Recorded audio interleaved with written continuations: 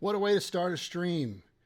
You start it with a beautiful memory, a picture from Paris that I shot last year in September. Paris in September, good memories. But unfortunately, in Paris right now, it's a little bit tough, as well as everywhere else in this crazy world that we live in. Hi, everybody. Uh, Wanted to do a stream. This will be my first one that I've ever done on YouTube, so that's kind of fun. Um, Kind of want to see who's here first and foremost. Hey, hi, Dave, Bart. What's going on, guys? Thanks for joining. Let me know also, while this is an actual stream, it is kind of a test as well because I really don't know what it's going to really officially look like. So I want to work some things out a little bit and figure out how to get this to work best because I think that this is going to be a good way to communicate with everybody, and it's growing, obviously, with this situation and NAB being canceled full on. Also, I just got an alert about the Olympics being postponed. That is pretty scary for the company that I work for, NBC. I actually work locally for NBC in San Diego. What we're owned and operated by them, and that was a big fear because that's a huge financial. It's a huge deal financially for the company. But the good news is it didn't sound like they were canceling the Olympics. It sounds like they're postponing it. So I know a lot of freelancers are going to be working the Olympics. That is like a ginormous event. And hopefully all of you guys that are going to be working the Olympics, you might not actually lose that job. You'll end up being postponed. I hope so. Now, speaking about all my freelancer friends, I am heartfelt for you. I feel terrible because I know it's like you guys just got cut off right at the knees basically last Friday. Work started drying up a week before.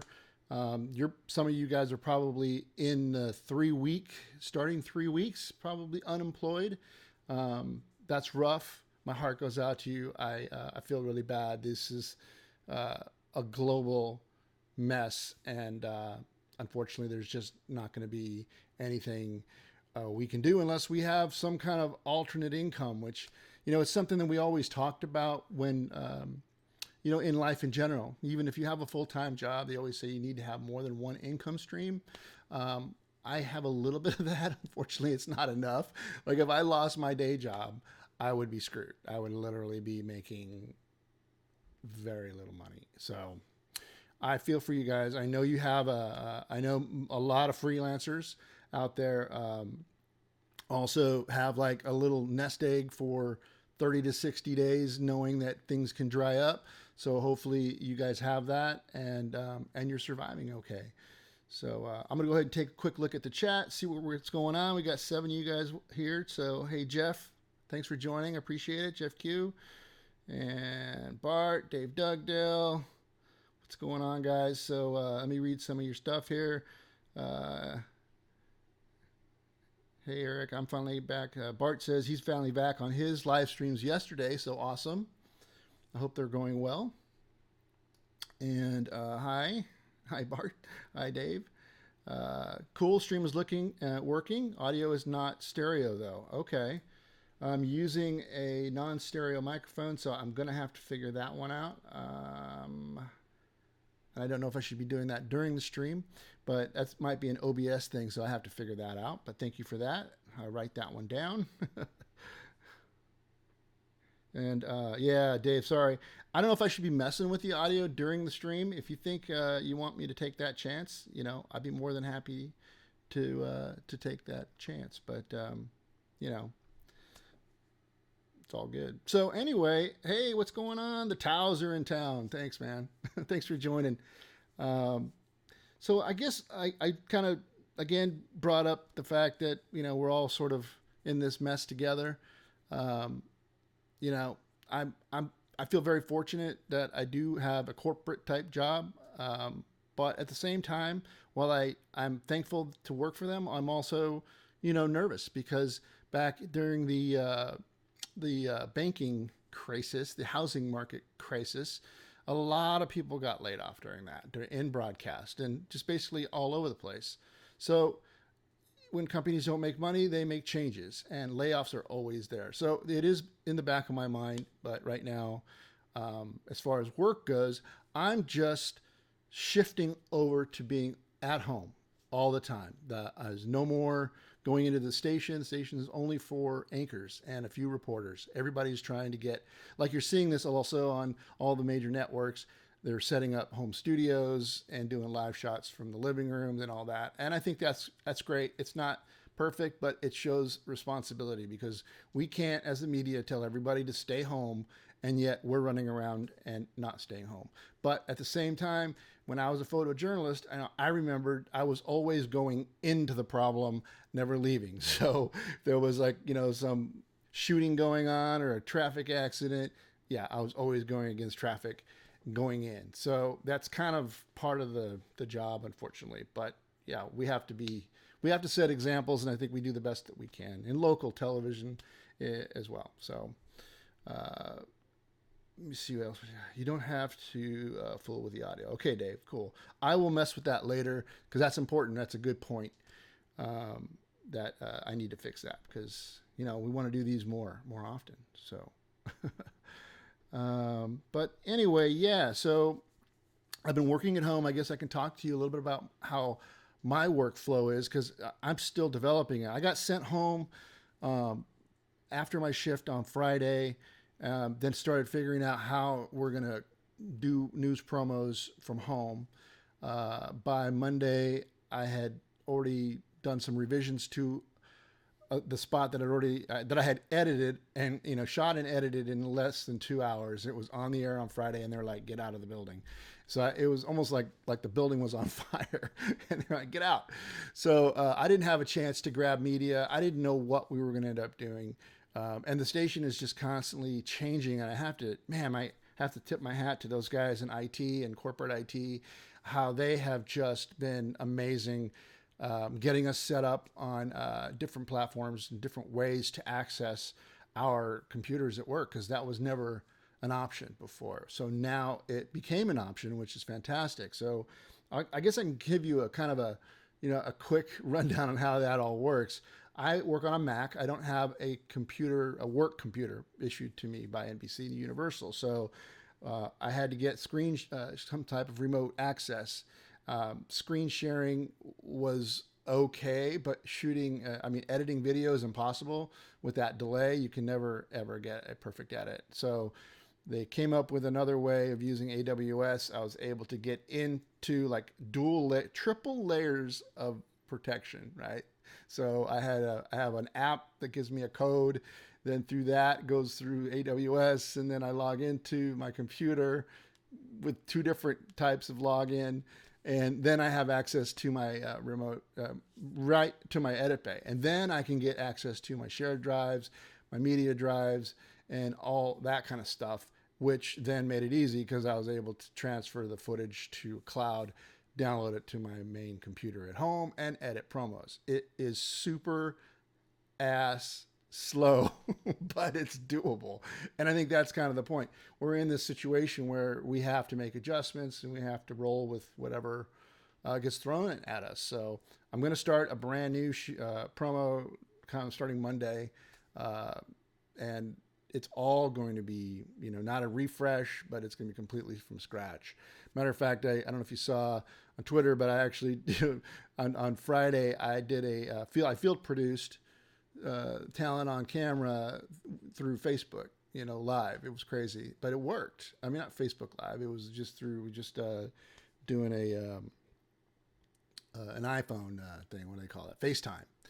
And it worked. I mean, I was able to get a few pickup lines, different, just basically, directing the shoot from the phone, and it worked great. So I just haven't gotten the footage yet, because they got to upload it and figure out all that fun stuff. But it shouldn't be too bad. So anyway, we're rolling with the changes and just getting by. All right, let me stop talking for a second and take a look at what everybody else is doing, because, it's not all about me.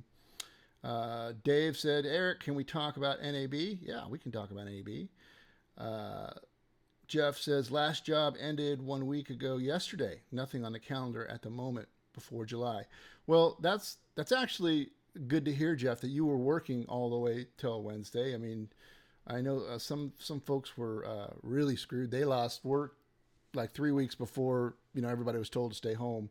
They were already shutting down all their productions. My son that way too. I mean, he can't. He lives in Burbank, and he's trying to break into the film industry, and everything he had set up has just been toast. Let's see here. Adrian, brother, my British brother, how are you? Thanks for being here, man. Appreciate it. Adrian says, friends work for NBC as camera op. He's doing almost everything from home, but got sent to Iceland this weekend. That's probably the best place to be, Iceland. You can send me to Iceland. That sounds safe. That's great. Mike Tao, are you using off-the-shelf options for media transfer like Frame.io, Whipster, etc.? No, actually, I'm not using any of those things because NBC doesn't really have that stuff. But I'm just basically want to say is I'm uploading to like a file transfer type cloud thing and pulling the footage down. It's not too bad because I can do subclips and stuff and make it smaller. So when I do send it out of my main computer at work, I know I'm not getting like 10, 15-minute clips because that would be a nightmare. And I do want to keep the quality as good as I can, obviously, but I can't wait 3 days for a 5-minute clip. Adrian, editing my last project, then tumbleweeds. Yeah, buddy. Be strong. Be strong. This too will pass, as my father would like to say. He used to say, he said a lot of things, actually. I love my old man. I don't know if you guys know, my father passed away really pretty close to the beginning of the year. And this whole mess has been really tough on me. We were supposed to have his funeral last Friday. He was cremated, so we were able to put it off, and have his celebration of life today. And obviously that stuff all got canceled. So, that's rough. I was looking forward to some closure, but it'll have to wait. And I think I feel okay about it, mainly because during these times and we're all stressed out, I just don't want to have those feelings. So when we get all this behind us, I just want to have a good feeling about, celebrating my father's life and having his interment be just personal and not stressful. Does that make sense? Anyway, let's go back. Yeah, Frame.io. I know I can get on there. Like I said, I don't want to pay for it, because it'd come out of my pocket. And by the time I figure it out with the station, I think it would.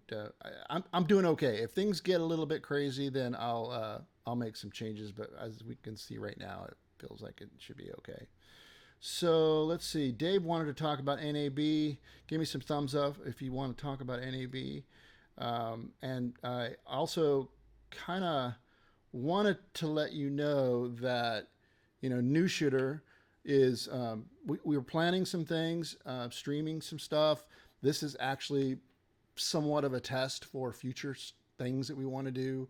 And, but everything is kind of blown up, and I don't know really, honestly, I don't know what companies are going to want to do with product releases based on the NAB timetable, because that's blown up. So there is no timetable anymore. So it's tough. And, NAB is more than just what we see it as, right? So, I remember before I was even doing like a lot of reporting for News Shooter, going to the show meant to see folks like you and just, have a good time and get nerdy with gear.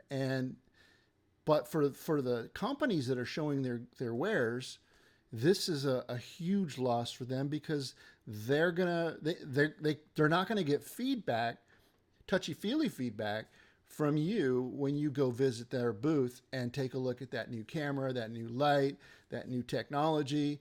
There's a reason why you don't see these products hit the market for 6 months or almost a year sometimes, because they get great feedback. And then they're like, well, let's take this to the engineers. This sounds amazing. This is what people want. Then they make the changes and everybody's happy. So, because if they make a product that doesn't sell, well, that defeats the whole purpose of making a product. So, unfortunately, we're not going to have a trade show like NAB possibly this year. Now, they did announce that they were going to move pretty much everything like to the New York show, which, shoot, I can't remember the date actually. We don't know what it's going to be like then either, but the New York show will be pretty relevant. I don't know about attending it right now. I can't make any commitments, but I feel like things are going to start to get released beforehand.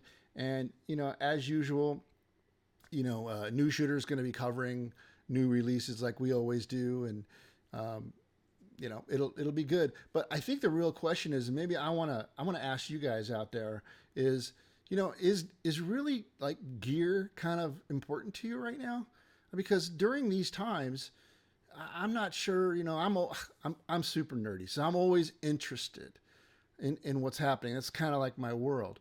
But as, someone who's a working professional, or, maybe these are consumer products that are, almost, they cross that prosumer line, like, hybrid cameras and lenses and, things that are in the $2,000 range. I mean, are these necessities anymore? Like, I guess they really weren't before, but are they something that you really are still interested in buying? Because you don't know what's going to happen. I mean, maybe spending $2,000 today might be a huge mistake if that, you got to feed your family or feed yourself for a month. I don't know. I have this weird feeling about it, and the only way to know is like as we put out content, if people are watching it and digesting it. The one thing I have noticed or just have seen from YouTubers is that you would have thought that their watching hours, watching minutes would go up, but apparently they're going down, and that's interesting because there's really nothing else to do other than watch TV, and that can get pretty depressing if you are watching any kind of cable news or local news. It's definitely a downer. So anyway, let's see what we got going on here in the chat. Dave says the gear is not as important as the relationships. Yeah, I love NAB for that. I always have. I mean, I've been going to NAB forever. I can't honestly tell you how long. Maybe 15 years or something ridiculous. And it's always just been about hanging out and having a beer and talking to everybody, and that's good stuff. So yeah, I totally agree. Adrian, these huge number of there's a huge number of us who hope to be still making a living from the $2,000 cameras. Yeah, and I think a lot of people might end up having to sell their gear. To be honest with you, I don't know if this is a good market to sell anything on the used market like eBay and such, because of the same reason. But yeah, I mean, if you've got a camera like that and then you have something that's expensive, as well, it might be worth getting rid of it and renting, just to save your arse. Hey Graham, how's it going, buddy? Good to see you, man. Thanks for coming by. Long time listener, first time caller. Hey, I'm a first time streamer, so this is a lot of first times here. Yeah, for sure. Love what you're doing with the stream. Oh, well, thanks, man. I'm going to do more of it. I think I'm going to do these weekly on my YouTube channel, but we'll be doing some stuff on News Shooter as well. But this is kind of just me wanting to hang out with you guys. I didn't want to turn it into something different, and it's always fun to try new things because why not? So Jeff Q says, at the moment, I have everything I need to make a living, so new gear is last thing on my mind. Yeah, always interested in the new stuff, but not feeling any buzz. Well, you know what? Any biz case for immediate purchases, and that's a valid point, right? And I do think that I'm hoping that the interest just to see what's out there will still be going on. As far as New Shooters going, I mean, the site's doing fairly well. Actually, it's doing really well. We're still seeing growth during this really weird time. So, the content is there. People are still interested. Maybe it's just a good distraction just to get nerdy, but really, maybe you're not buying, but you're also just want to be nerdy because, come on, we all like that stuff. It's fun. Let's see here. Sorry, I went past a few things here. This is where I need somebody reading off the chat to me. See, I already need a co-producer. See how this works? So I was trying to keep this somewhat in the 30-minute zone, so I'm not sure that's going to happen because we've been in for like already, was it 20 minutes? It goes by so quick, man. I tell you, I clearly can just talk about nothing for a long time. What am I working on? That was one of the things I thought maybe you guys would be interested in. I kind of have some exciting news to say. I'm hoping by about 7 days in a week that I will be getting my hands on a E2 F6 from Zcam. I've been with the electronic neutral density filter. I'm excited about that camera. Actually, I think I like the Zcam look. I'm shooting right now. I set up the Zcam, the E2C. God, these names. Right now, that's what I'm using with a 1235 Lumix, and it's, I don't know, like about 2 feet away. So it's working pretty well. I like the camera because I can remotely access it. I can focus the lens, and the app is great. So it's better than any of the, like a DSLR hybrid camera. It's really, really good, and it looks good. I mean, the image is nice. Don't have that soft background. It's at f2.8 right now, but that's the downside of Micro Four Thirds. We all know that.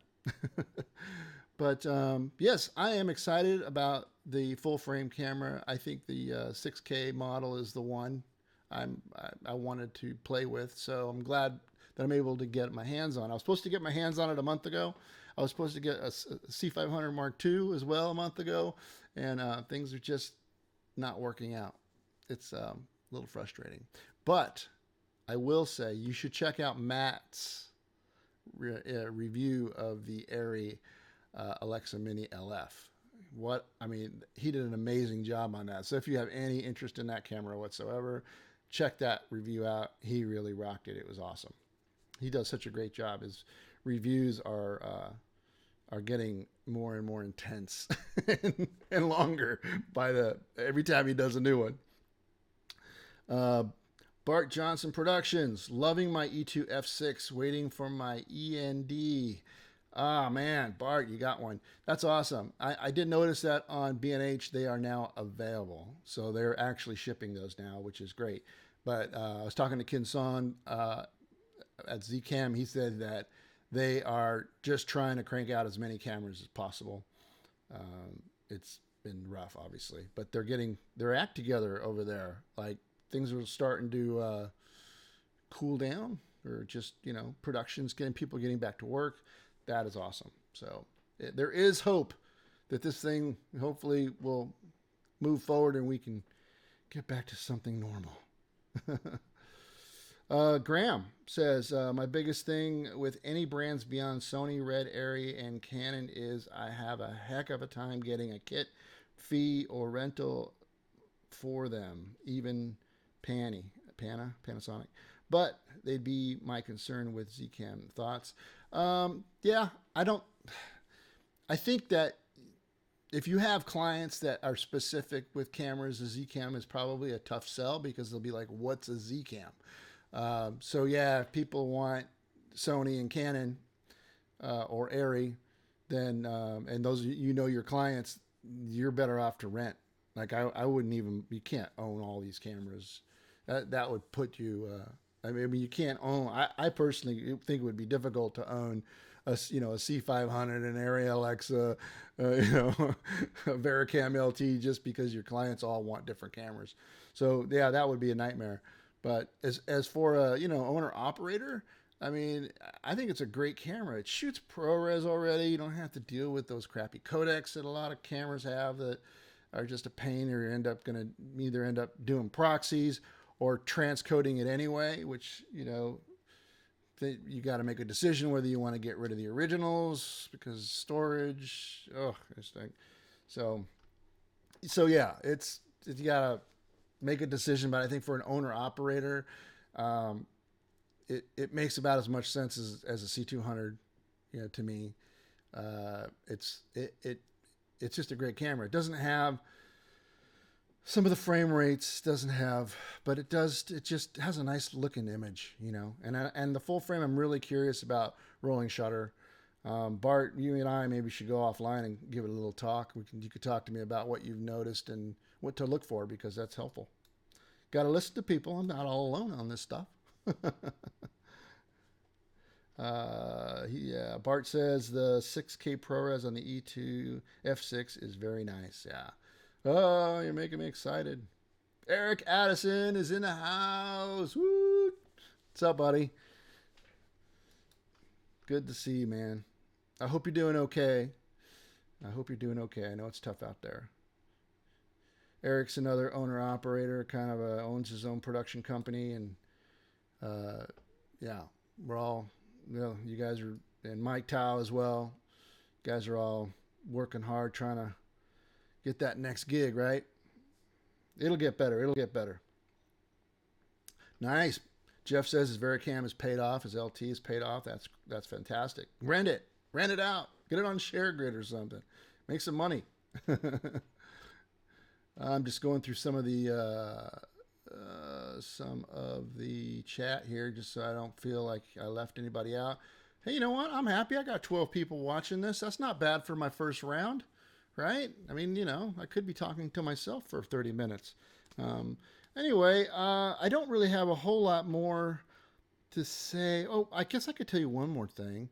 I'm trying to get 2 more things done next week. I have the XT3 tilted cage, which is pretty nice, actually. And it has this handle that you put one of those NP batteries in. The Sony's, the smaller ones, the F550, I think. It's the smallest one. In the handle, and with the Nucleus Nano, you can control it. And also, then you take a cable from the Nano to the camera, and then you can use record, trigger. So that is a pretty sweet little setup. It's actually working pretty well. I haven't done extensive testing. I put it together, made sure everything was working, and it does. So I just need to go for longer runs, because you know how it is when you're testing equipment. It always works as soon as you set it up, and then you go out and use it, and then it stops working. Yeah, we know that, right? We all know that one. So, but that's another review. Also talking to Tilt about doing the, remember that tilting screen for the 4K Pocket, 6K Pocket camera? We showed that to you at IBC. Haven't seen it out in the market yet. So I'm going to try to get my hands on the camera and the kit. That should happen in the next couple of weeks as well. So got a few things going on. Some gears coming in, some batteries, stuff, other things I can't talk about, but I'm excited about all the stuff that's coming in, and we're talking to manufacturers and gonna, get it together. They're all trying to figure out what to do. I honestly am not sure if all streaming all the time is something you guys would want from product releases, because for us, as we're a website, so we don't focus solely on video. So for us, usually our traffic does really, really well with product releases done the old-fashioned way. If they have a product video, showing their new product, we have all the information. We write it, maybe have some comments about what we think it's all about. Those work really well, really well. So I'm not sure if reinventing the wheel and getting sloppy with trying to do stuff online. We'll figure it out. Look, if people want that, and if it's available and we can do it, I'm all in and I'll try it out. What's going on here? I'm going back to the chat room because I don't want to be the only one talking. So let's do a little Q&A too, right? Promos. Graham asks, you might have covered this. What camera are you turning to more often these days for promos? I shoot at the station, C300 Mark II. And I will tell you that I don't love the camera. I loved the C100. I loved the C200. I love the C300 Mark One, but the C300 Mark Two is soft in 4K, and it pisses me off. So I mean, I like to reframe on camera. I don't generally shoot 4K B-roll because I can frame my B-roll just fine. But sometimes it's nice during on-camera stuff to have a punch in when they come back. I punch it in a little bit, but it's soft. 4K. I don't know what's the deal is with that sensor. I don't understand it. I know I'm not the only one, but it's something that doesn't get talked about a lot.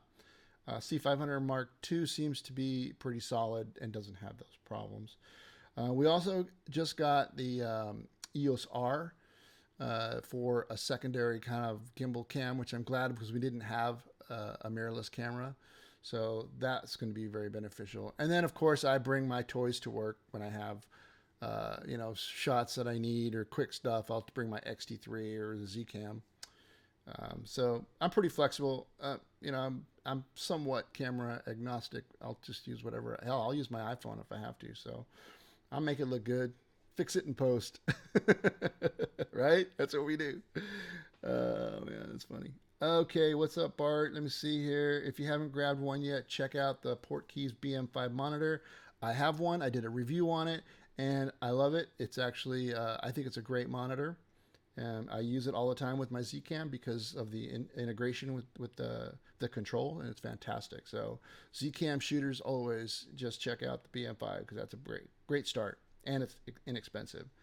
And yeah, the Bluetooth 1 module, I didn't have a lot of luck with it with the Zcam. I thought it was a little rough, but I think they have to work out that software still.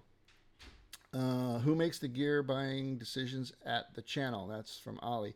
Well, it depends on where you work. So in the news department, the chief photographer makes those decisions, and with the head of engineering, they kind of have to approve those purchases. But when it comes to creative services, we sort of been picking our cameras and been sticking with Canon.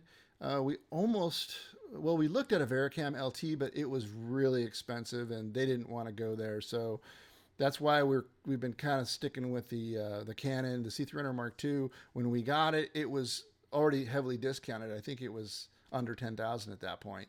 So that wasn't a real difficult purchase to make because we already had lenses for it. So, but yeah, it really depends. And there were times where things were really tight and you didn't get anything. And there are times where like, hey, we got some cash. What do you want? And we get some lights and whatever goodies we can get. Jeff Q says he enjoys reading the new shooter reviews. A lot of detail you wouldn't get from a stream.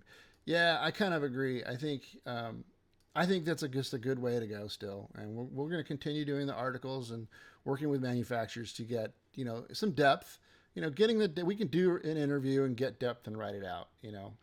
I think it's a good call, but I don't mind doing something different either. I'm not saying I don't want to do a stream, and I don't, I think it'd be fun to try new things, but I also think sticking with what we know isn't a bad idea. Hey Dave, how you doing?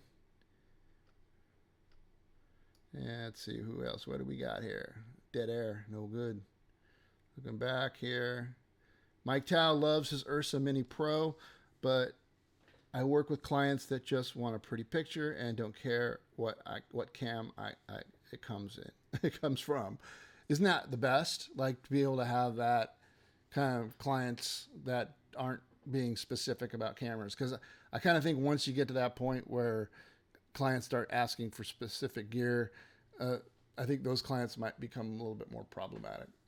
They might just be a little bit more finicky. That's just me. I think caring more about the end result and not caring about the gear you use really is a better client to have. Also, speaking about the Ursa Mini Pro, I think we're kind of due for another camera. I mean, they had an update, like a version 2, but yeah, I think we need an Ursa Mini or something different. I mean, they were early on. They got into the small box cameras just, with the Micro Four Thirds sensor, but it just didn't really have what people needed. And it was more kind of a streaming camera or something you put on a drone, or it didn't really, they really weren't looking at it being like a camera like an E2. So, I mean, maybe they might want to do something like that again, like a hot rodded box, or just make the Ursa micro, mini micro. I don't know. But I think it would be a good idea because that camera has a great image and I like the look of it, and it's becoming a better quality camera too. I think, they've fixed all of their issues and you're not hearing about the reliability as much as you used to. So Graham says Blackmagic streaming hardware business must be killing it right now. Totally agree. Totally agree. The ATEM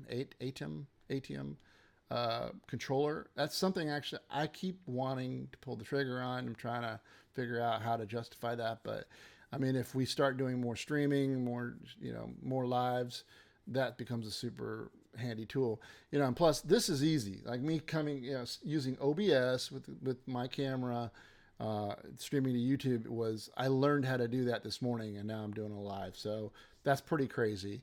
But when you start adding more people to a stream and you want to have somebody coming from, like say I'm going to get Matt, Matt and I want to do these together. So he's in Japan, I'm in San Diego, having two cameras, it's a whole different situation. So I have to figure that one out. Got to do my homework, but that's what that's all about. Yep. Let me see here. We've been going for about a half an hour. You guys getting bored yet?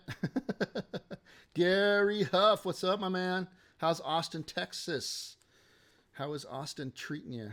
I know we've been talking a little bit, and you're going through the same thing, right? Gary owns a production company, full service, shoot to finish. What do you say here? It says an Ultra Studio Mini recorder just sold on eBay for $400. Isn't that the one you sold? No. You said you were kicking yourself for selling yours, right? Yeah. Go figure. See, you never know when you really need something. That's what happens. I always have seller's remorse if I sell a lens. I don't know what it is. I don't care about pretty much 99.9% of the stuff that I get rid of. But for some reason, when I sell a lens, even if I haven't used the damn thing for a year and a half, there's some connection to the damn lenses. I don't know what's wrong with me. But I do have seller's remorse most of the time. But I don't buy them back. Cold and rainy in Austin. It's supposed to rain here as well. We've had some beautiful weather over the weekend, which is nice. Finally, it's been raining. So, Gary, you sold yours for $75. I didn't know that. Okay, well, yeah. Ouch. So anyway, I don't know. I think we did this. That was fun.